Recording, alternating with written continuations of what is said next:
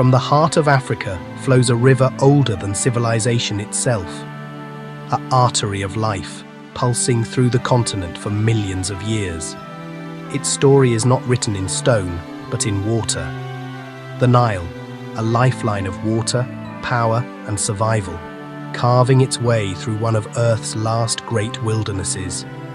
This is the story of its wild waters, a journey from its turbulent source to the vast, untamed wetlands that lie at its heart.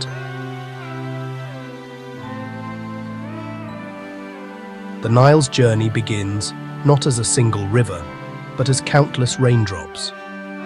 In the highlands of Ethiopia and the mountains of the Great Rift Valley, seasonal monsoons unleash torrents of water. This is the annual pulse that gives the river its power.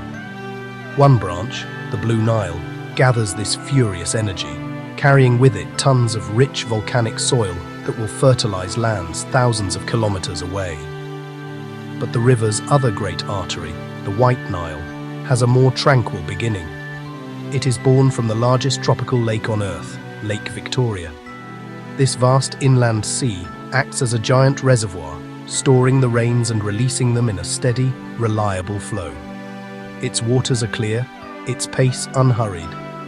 It is the constant, enduring soul of the river, a counterbalance to the seasonal fury of the Blue Nile.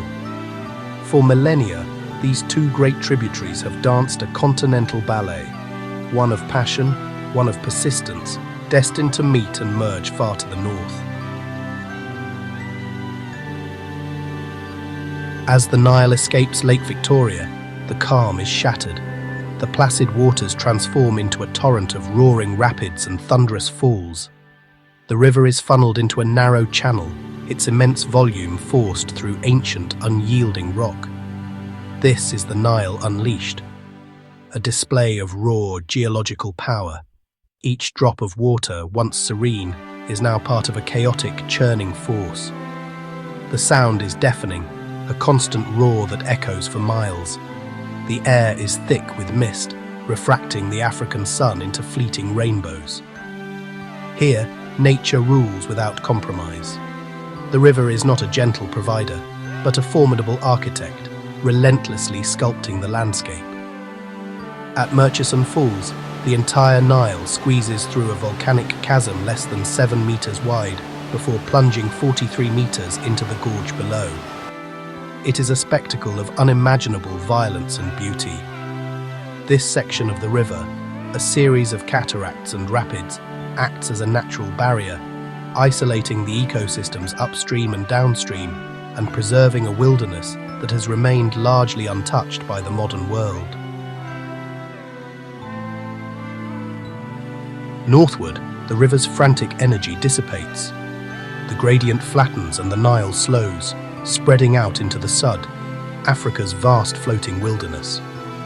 The name itself means barrier, and for centuries, this immense swamp was an impassable obstacle to explorers. Here, the river loses its defined banks. It becomes a labyrinth of shifting channels, lagoons, and floating islands of vegetation. It is a forest of water and papyrus, alive with a symphony of sound. The rustle of reeds, the buzz of insects, the distant calls of birds.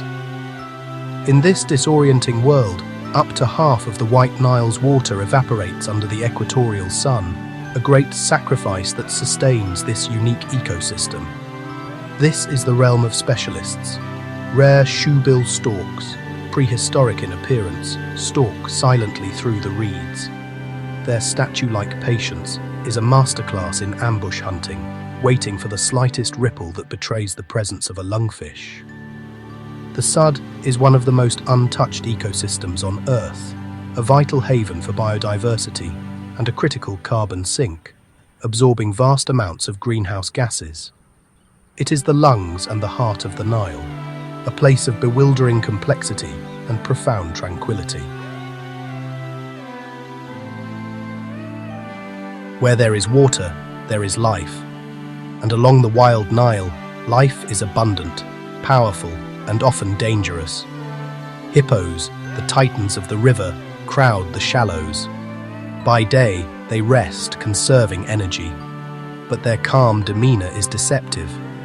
They are fiercely territorial, defending their stretch of the river with explosive aggression. Their presence is vital. They graze on aquatic plants, keeping channels open, and their waste fertilizes the water, supporting the entire food chain. Elephants, giants of the savannah, are drawn by the promise of water. They descend from the plains in great family herds, their ancient migration routes all leading to the river's edge. They are cautious, testing the current, communicating in low rumbles only they can hear. For them, the river is a sanctuary, a place to drink, to bathe, and to find relief from the relentless heat. And beneath the surface, ancient predators patrol the depths. The Nile perch, a formidable hunter, can grow to the size of a man, but even it is not the apex predator here. That title belongs to a living dinosaur, the Nile crocodile, a master of patience and power. Along the riverbanks, survival depends on timing, instinct, and sometimes trust. Female crocodiles guard their nests with ferocious devotion, but they cannot be everywhere at once. Small birds like the plover stand watch. They sound sharp alarms at the approach of egg-stealing monitor lizards, alerting the mother crocodile to the danger. In return for this security service, the birds are granted safe passage, foraging for insects right beside the fearsome reptile. In this wilderness, even ancient enemies may become temporary allies. It is a complex web of interdependence, woven over millennia, where every creature plays its part. The life of the Sud and the surrounding plains is governed by a powerful seasonal pulse. Each year, driven by the same rains that feed the river's source, the wetlands swell, flooding the vast grasslands. This inundation triggers one of the planet's great natural spectacles. Over 1 million antelope, waiting in the dry woodlands, rise as one. White-eared kob, tiang, and Mongala gazelles surge across the land. This is one of Africa's largest, yet least known mammal migrations. It is a frantic, desperate race, following the retreating floodwaters to graze on the fresh green shoots left in their wake. They are a river of life, flowing across the landscape.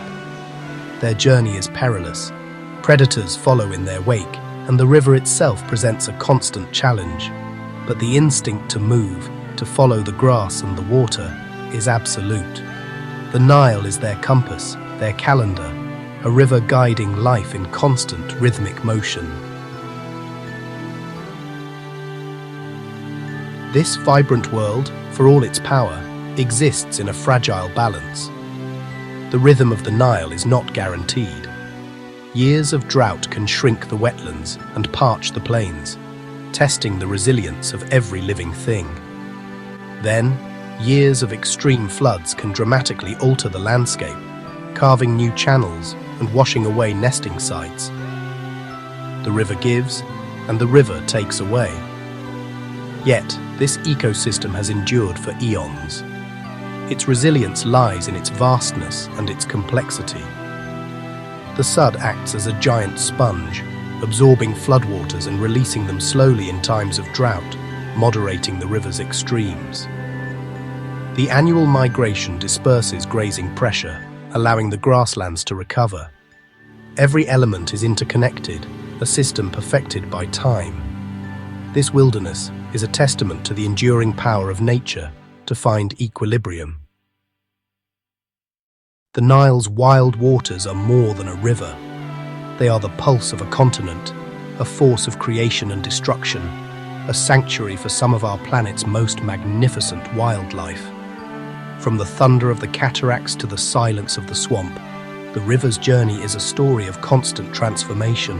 It shapes landscapes, dictates seasons, and sustains an incredible tapestry of life.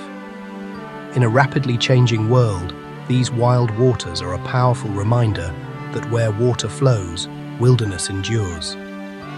Rivers like the Nile shape life itself. If you want to understand how nature survives, adapts and thrives, subscribe to Nature's Chronicles. Like this video, share it with a fellow nature lover, and continue the journey with us.